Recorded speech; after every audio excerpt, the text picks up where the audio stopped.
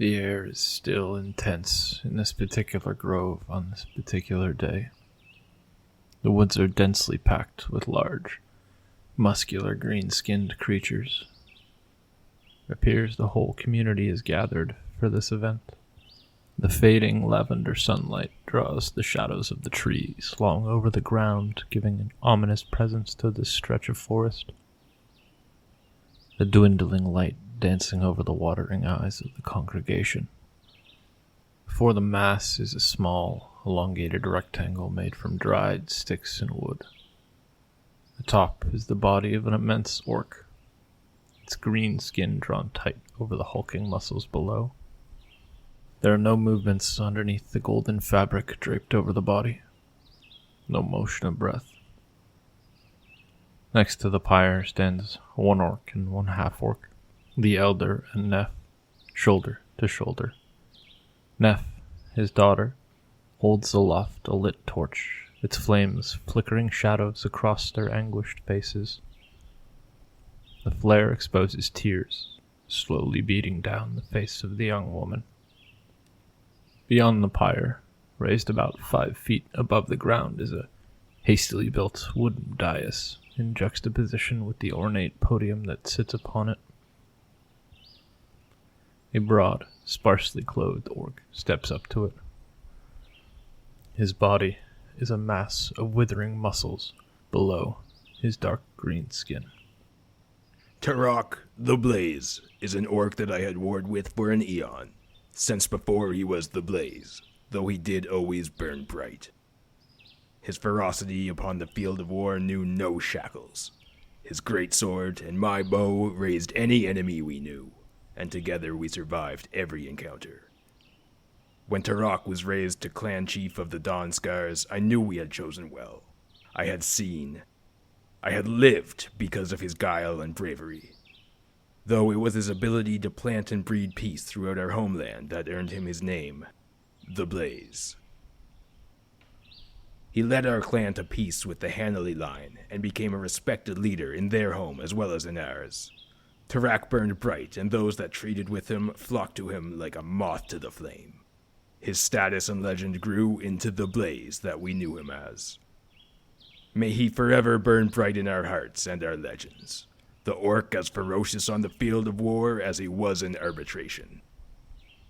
I give you my bow because thanks to you, brother, I shall never need raise it again. Auroch, the Blaze, will not be forgotten.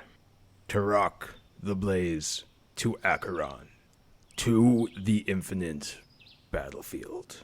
The hulking orc steps out from behind the podium to join Neff and the elder beside the pyre. As he passes, he sets his colossal longbow delicately upon the chest of his fallen chief and friend. Auroch, the Blaze, to Acheron, to the infinite battlefield.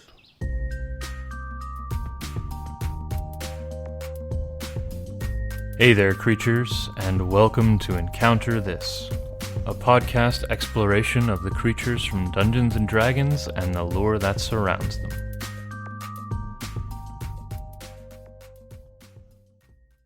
Hello there, creatures, and welcome to the latest episode of Encounter This. I am your host, James, Head First Kid, and with me, as always, is my co-host, Freeman by the Horns Easton. Today we're going to be taking an in-depth look at the D&D creature Aurochs, found on Volo's Guide to Monsters on page 207.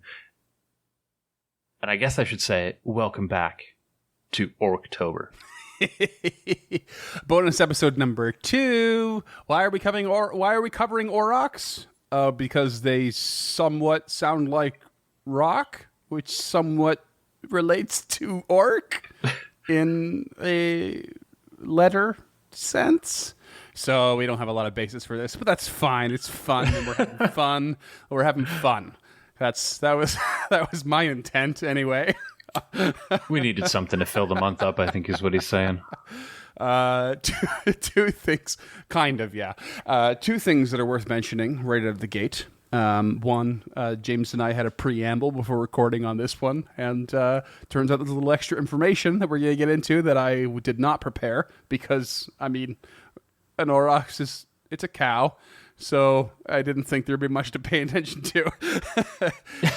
My reading was very light on this one, but number two, it's worth considering. It's the one thing that I did not clue into when I first heard of this creature is that Aurochs is actually the singular word with the S. And that's both D&D and IRL. Aurochs is singular and plural at the same time. Interesting, because I, in my little Googling, as related to the preamble ramble, have seen the word Auroch singular. Mm-hmm. Right, okay. But pretty much, I mean, I guess it's entirely feasible to be that way. But as far as the research I did do, it was almost always exclusively with an S on the end. Right. And a very singular, sentences and that sort of thing. Not my own greatest sentence there, but you get it. So we have this creature that perhaps everyone's heard of, maybe no one's heard of. Who knows? They have a very, very, very tiny section dedicated in Volo's Guide, and they appear in 1E and 5E, but I don't think anywhere in between. And so they're a bit of a callback at this point with the 5th edition. And physically in 5e, they're not much larger or tougher than your average cattle. Or sorry, I think I wrote that down wrong. Let me start that again. Aurochs are, I'm not even going to edit that. They're basically larger, tougher cattle. Not that they're not that, they are that. And they're much more wild. And but they are capable of being domesticated. And when tamed, they make for very strong mounts and are favorites among certain orc tribes. So there's your connection to Orctober, I guess. Actually, it does go on a little bit further than that. I'm being purposely vague. Bahgrtru. Have you heard of Bahgrtru, James? No, I haven't. By the time we're recording this, I'm not sure if we've covered Bahgrtru or if you're going to mention them at all. That part I'll cut. Yeah, we should mention we're recording these out of order. Yeah. So good luck, listeners. Cut it. Okay, that's fine. Bahgrtru is the son of Grumpsh, who is the famous greater deity and orc god, and cave mother Luthik, who is the orc goddess of caves. And a little bit more than that, but you will know all about that by now, listeners. Wicked. Luthik will be a big subject of the opening episode of this series. Can't wait. Awesome. But basically, Bahgrtru is an orc god that represents pure physical might and is the patron of the average orc. And the only thing that is matched by his strength is his particular oafishness, apparently. Now, I didn't dig too far into Bahgrtru, but his story essentially goes like this. He wanted to find a mount that was as mighty as himself and set out to tame a mighty Aurochs with his bare hands. He then brought it to the fiendish plain of Nishrek, which is Grumpsh's realm, and named it Kazat, the Orcish word for bull. Not very creative, but maybe that's what you might expect from an oafish orc god, I guess. Makes sense. And he charged headlong into battle atop Kazat, ramming into hordes, leaping over its horns, and landing in the midst of his enemies. And that is all of the 5e lore. That's it. And perhaps the entirety of the 5e lore is about a deity that doesn't exist in 5e? Pretty much. And I believe most of that came from Volo's Guide as well, even though I don't think Nishrek and all that is really covered at all in 5e. So wow. They literally just plucked it from 1e, as far as I could tell, and just plopped it in and said, yep, there we go. Nailed it. So, listeners, he told me that this episode was going to take 20 minutes. And, I was like, yeah. We're prone to over-exaggeration on how short we think these episodes are going to be. I guess we'll see in a week. That's. Oh no! Wait, there's still a stat block, right? Yeah, there's still a stat block. Let's talk about some IRL things because these creatures exist. They demonstrably existed. This is not a folklore situation where things got all askew. Aurochs were absolutely a large breed cattle that inhabited Asia, Europe, and North Africa. They were called Aurochs. They were called Aurochsen, Urus, or Ure, maybe. I'm not sure. Ure. They were basically the wild subspecies of Aurochs. Died out in the 17th century, with the last known dying in Poland in 1627. And the last bulls died in 1620. And actually, currently their horns are ornamented with gold and sit in the Levrustjammeran. I think that's how you say it. Which means we are going to get smoked for that one. It's the Royal Armory in Stockholm, Sweden. If you're in the Discord, at Freeman. I don't have ats. I don't have ats at all. Shut up. Okay. Wait. We chef. Nobody ats me. Thank you for speaking French in my kitchen. So yeah, the last known horns of bulls from 1620 are actually in the Royal Armory in Stockholm, which I think is pretty neat. That's really actually. Cool. Yeah. It is. It's both really, really sad, but also really cool. I'm glad we kept it as a memento, but I really, really fucking hope that bull died of old age and not just some Swedish person was a complete idiot. Some drunk European got into the old zoo.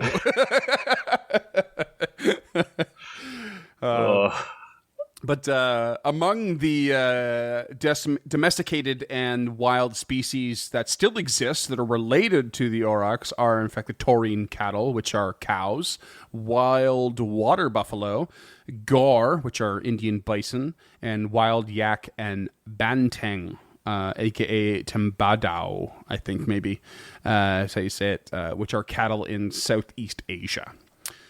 So we have lots of relatives to the species, but the species itself, especially that wild subspecies, has absolutely been extinct for a while. Right. I can't help but notice one name is missing off this list. What's that? That is the heck cattle. Oh, no. Qu'est-ce que c'est? That's French, listeners. So these are the ones that I was researching before we hit record here. And the heck cattle are an attempt to backbreed the aurochs back into existence by two German brothers in the 1920s and 1930s with political affiliations. Let's just put it that way. So in 1932, Heinz and Lutz Heck bred what is known as the heck cattle. Okay. It was 25% Gray Lowland Highland Anglin cross and 75% Corsican. And his name was Glockel. Don't at Freeman for that mispronunciation in the Discord. You know who's going to add us. Who's going to add us? I know. It's Peace Joy Pancakes. I know. Right. But I didn't have time to prepare the pronunciation guide on this one because I just found out about it. Peace Joy Pancakes, here's your avid shout out on our bonus episode. Yeah. Our very avid listener from Germany who is going to have a field day maybe with this one. Hopefully just a bit this of is why. Yeah. But there are about 2,000 heck cattle in Europe and a few elsewhere. Most of them appear to be in German zoos today and conservation products. But this was our first attempt at backbreeding the auroch back into existence. Neat. Well, a wild endeavor, no doubt built on things like hubris. A la Jurassic Park. Yeah, Jurassic Park was specifically listed in in one of the articles that I read. The one that referenced Taurus cattle specifically, which are another form of heck cattle, another attempt at breeding back the auroch.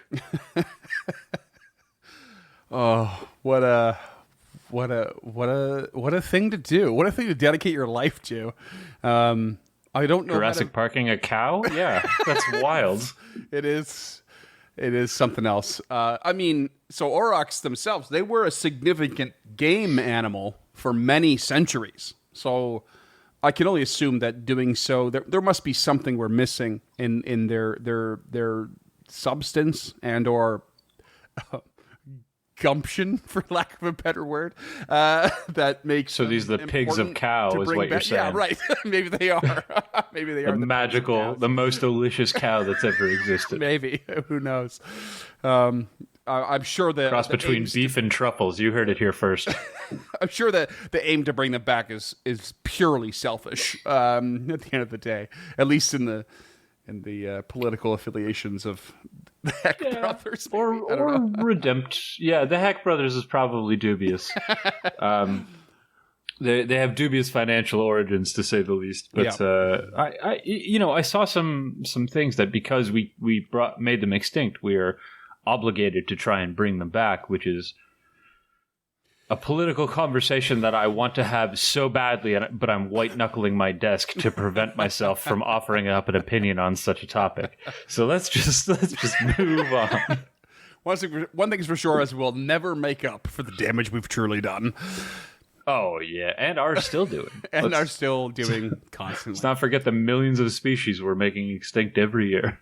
No biggie. We got millions more, right? Yes, we do. That was sarcasm, by the way, just in case. Take that, bumblebees. Yeah. Oh, cut that. Please cut that. I don't want to be on the record saying. Bees, I love your bumble. No, I'm not cutting it. But moving on. All right.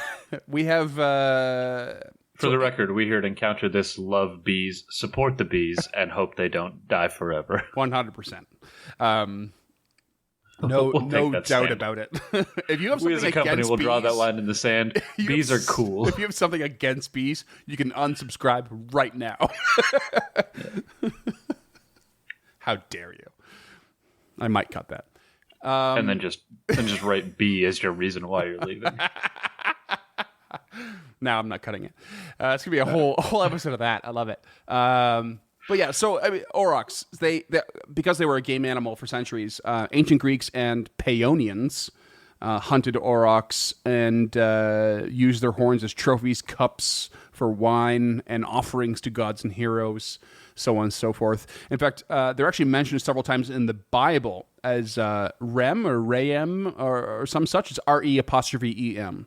And this translates to bullock or wild ox in Jewish translations, although in the King James Version, poorly translated as unicorn, which we briefly covered this in the unicorn episode, I believe.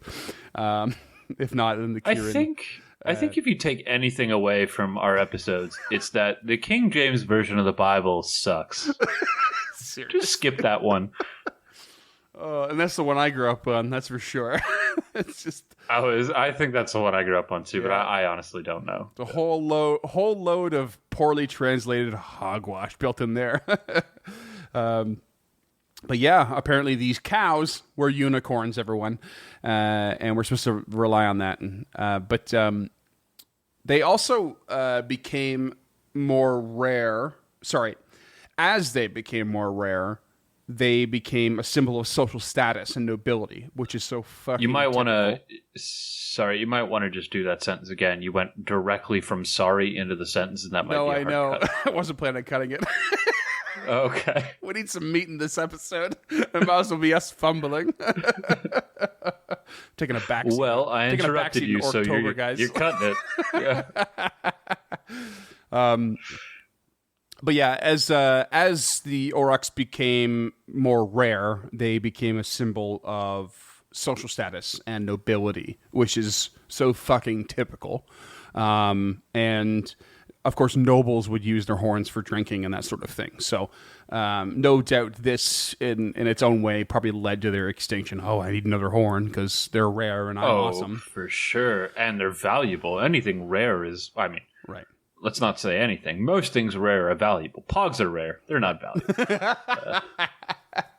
Oh, there's a deep cut. Yeah, but what an eye roll thing to add in there. But fuck. Yeah, there it is. Rare. Yeah. Give me the horn. And I'm sure there's a sweet black market for it. Yeah. Oh, for sure. And then, of course, there are was. also many ancient references and pieces of evidence for aurochs, such as cave paintings in France. It remains from like sacrificial rituals, stories of offerings. Oh, excuse me. Stories of offerings to heroes like Hercules, boasts of defeating and hunting them, so on and so forth. Like the list goes on and on and on and on. And all these like Yeah, mundane we have this historical skeleton of one that we'll throw up on Instagram. Yeah. This is really like cool. James showed me this actually in our preamble, but it's really, really neat. It's like a full skeleton of the Aurochs, and it's got 3 circles on it where it was killed by arrows. That's too many arrows. But. Yeah. I mean, by the other artwork we're looking at, like, you know, these sort of artist depictions, cows aren't small, but these things look pretty goddamn large as well, like they're much bigger even. Maybe not for the bull, but yeah, they look beastly. I wonder if Aurochs were the Cretan bull. I'm just vamping at this point, trying to stretch this episode out. But I wonder if they were, if it wasn't actually a bull, or I mean, I guess it would have still been a bull. But I wonder if the Cretan bull was an Auroch. Maybe, or at least that would explain why they. I imagine. Yeah, that would explain why they sacrifice Aurochs to Hercules, right? Right. Yeah, it would actually. Yeah, you're not wrong there. This would be a good time to actually talk about the 5e artwork, because it's the only artwork we have, or that I came across.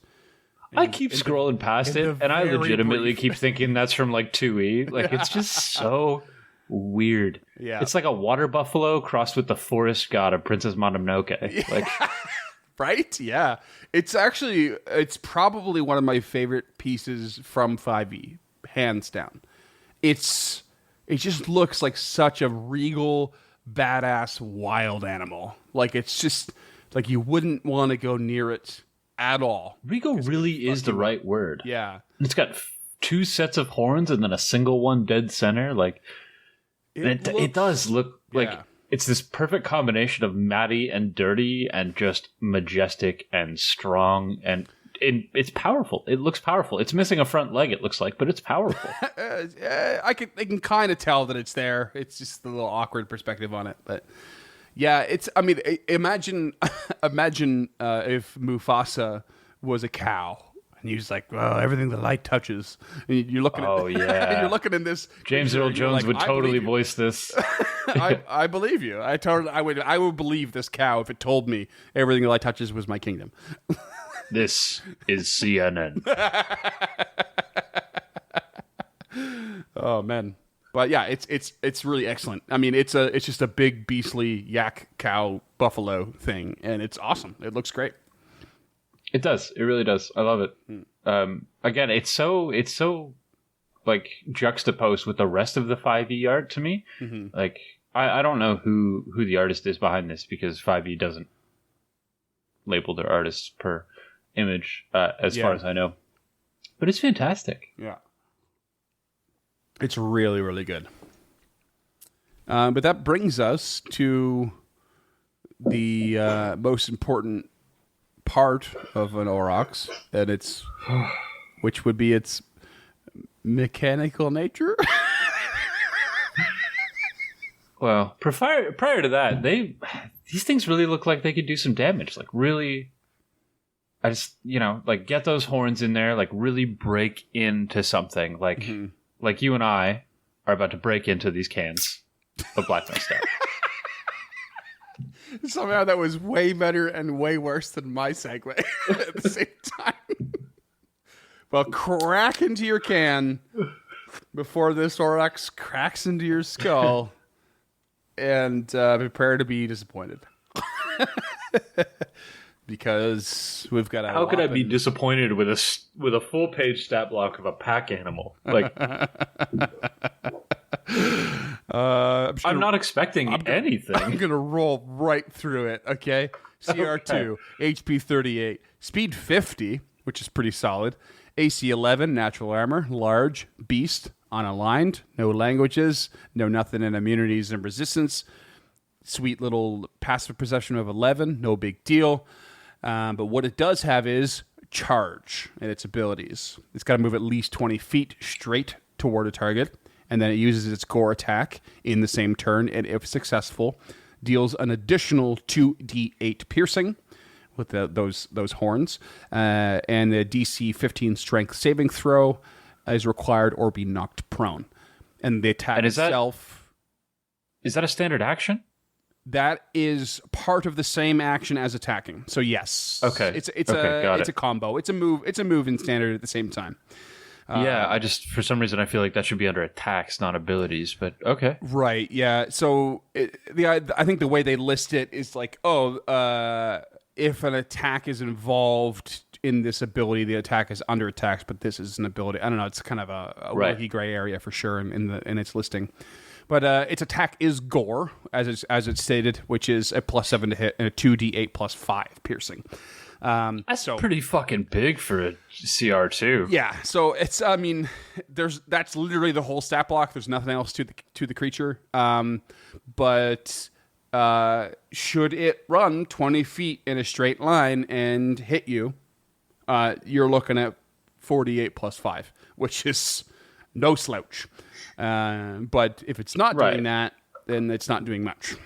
So, and these things will surely be moving in a herd, so take your time. Right. Line up those charges. You have two chief options, I would say. They're either in a herd, be really fucking careful, or you've got an orc riding on their back, in which case also be very careful. Oh, that is so much better. I didn't even think of that. Yeah, that's what these dudes are, man. The Aurochs are their orcs, steeds, man. Like that's kind of their shtick. Orc Cavalier. The Auroch gets a charge, the orc gets a lance. Oh yeah. Hell yeah. Oh, that's mean. That's don't be putting any level 2 characters up against that. That's your chief piece of you're looking at probably an instant death, possibly. Unless you really want to nail that home in a really dramatic way. Oh boy. If someone's charging with a lance and they get gored, oh man, that's... I legitimately don't know if that's how the action economy works, but I feel like the Auroch and the Orc both get a standard action. They would act on the same turn. As someone who has played a Cavalier for a decent amount of time, actually, in your campaign, I can honestly tell you, I don't know, because 5e is so terrible at actually explaining what the mounted rules are. It's pretty wicked vague. It's real bad. It's real bad. Yeah. But my gut tells me no, you couldn't do it. You could. Yeah. Only one of the two of you could attack as you're a single unit when mounted or some bullshit like that. Or you couldn't attack the same creature or something. Who knows? But it's definitely not going to be explicitly described in your old player's handbook. I can promise you that. Take that, Crawford. Shots fired. Thanks for nothing.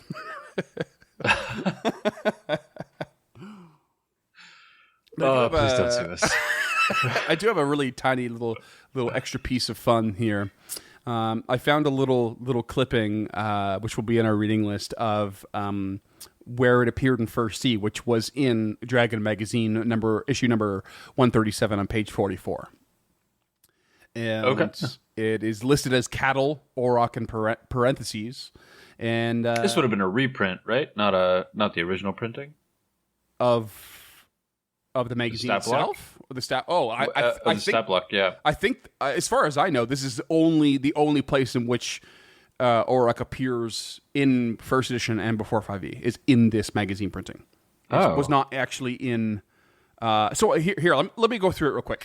We can determine that, because I'm kind of forgetting a little bits of piece of detail here. No, you're right. I just looked up the copyright date on it, and this is September 1988. So yeah. All right. So it's like they have it listed kind of funny here. They have a frequency to start, which was common.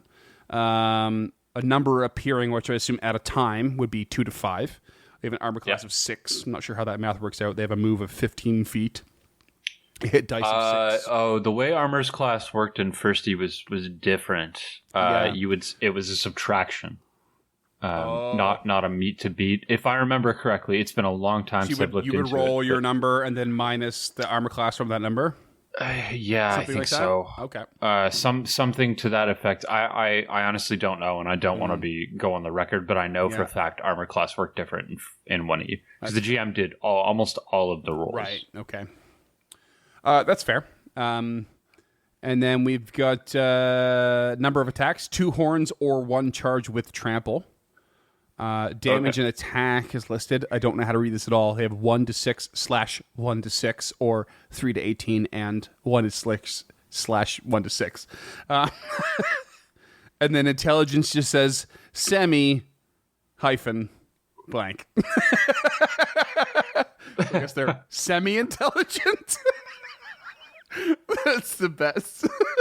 Yeah, I guess so.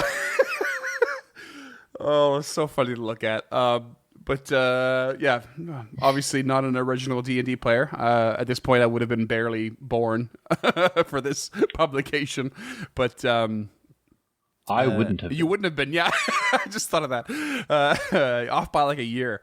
But yeah. A month. A month. Yeah. Perfect. You missed out. Oh, you poor sap. I know. But yeah, they actually specifically listed here as like Aurochs are slightly larger and tougher versions of the wild cattle found in the monster manual. So they weren't listed in there, but rather compared to the wild cattle that were included. Okay. And then from there, it honestly just goes on to explain their role in history in a very brief way. That's it. It's like, oh yeah, they're 17th century Europe.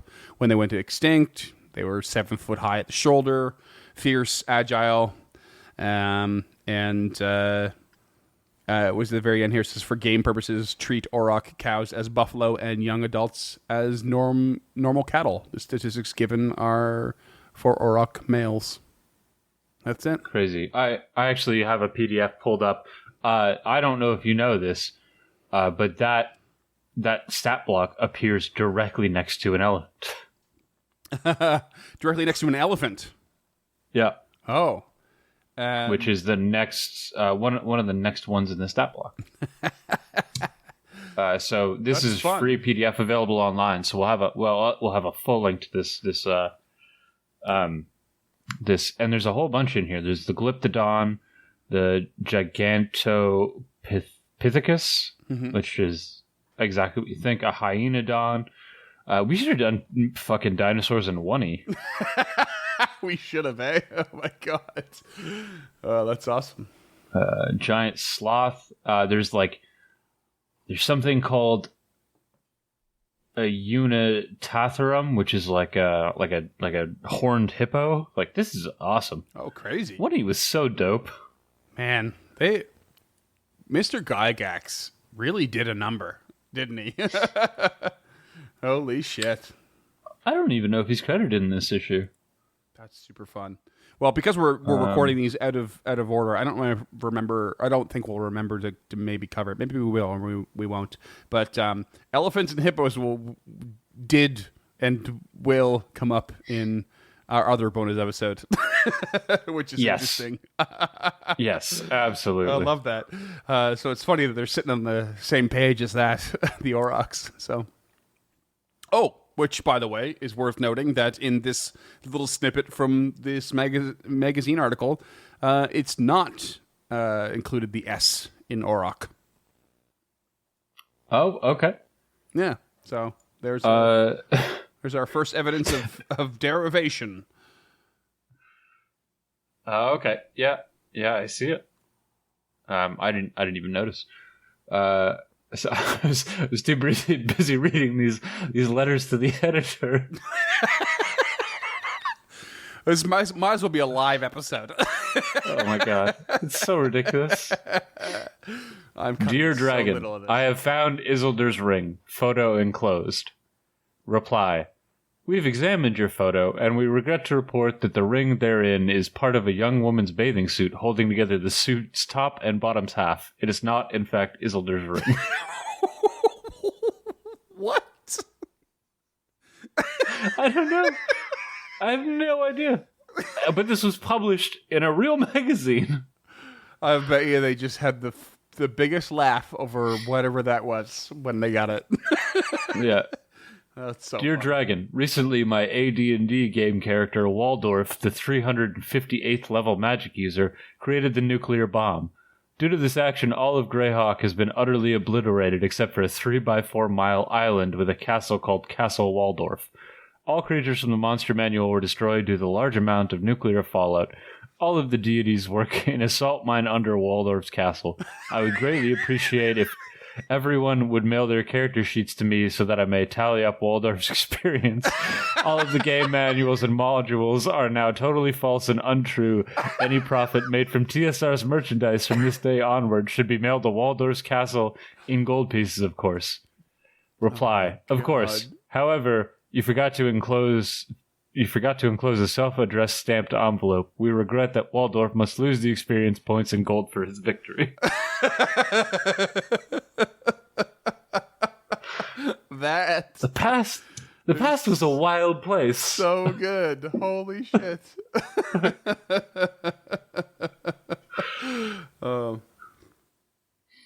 That is just, oh man, people were just having, that was how you had fun via correspondence in the past. You sent stupid letters to the editor and then had them send stupid responses back, and it was good fun. I bet you whoever wrote that and whoever wrote the response remember it to this day and just like think it's the greatest thing ever. For sure, man. I think this is incredible. That's so good. Give us one more. Give us one more. It gets better. Oh my god. So in the same magazine, on the same page, in the next column, there's Dear Dragon, stop making your game. I killed all the monsters. Reply, all but Waldorf.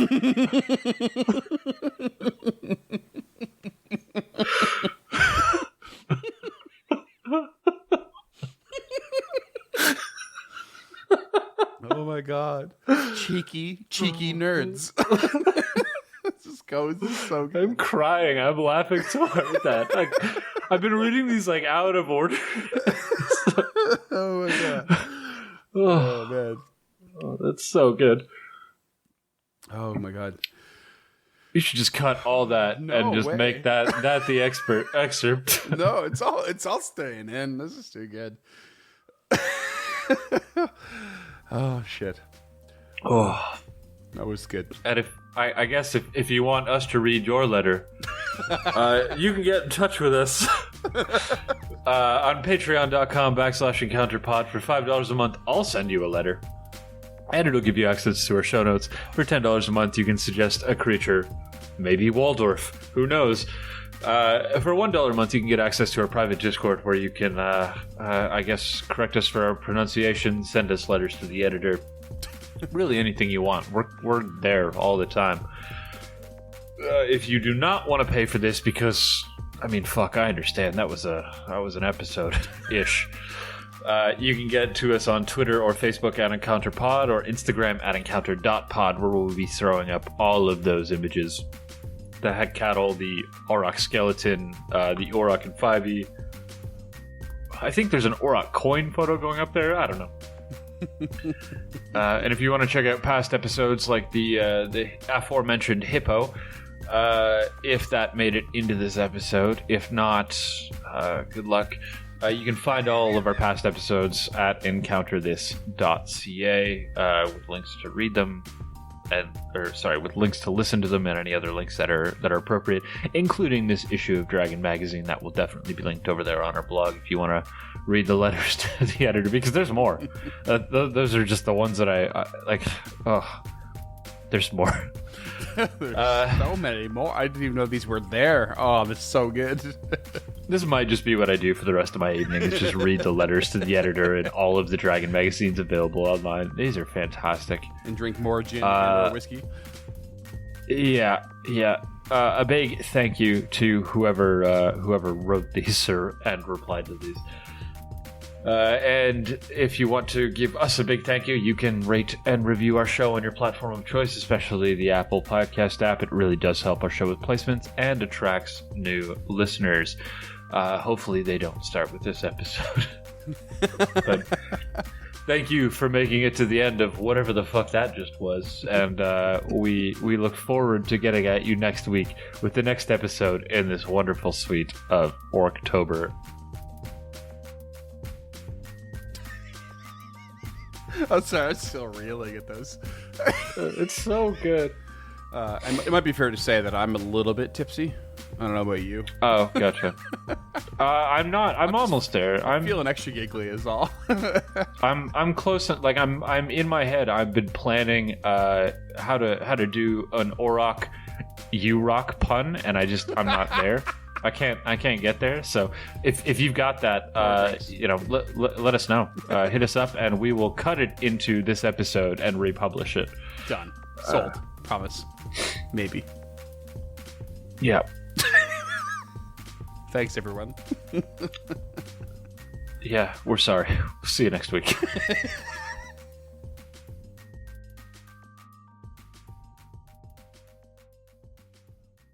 A huge thank you this week to Jessica Zecker as Neff the Sunder, Duncan Forbes as Gorok the Warmaker, Scott Barber as Mobad the Urog, and, as always, Freeman Easton as the Elder.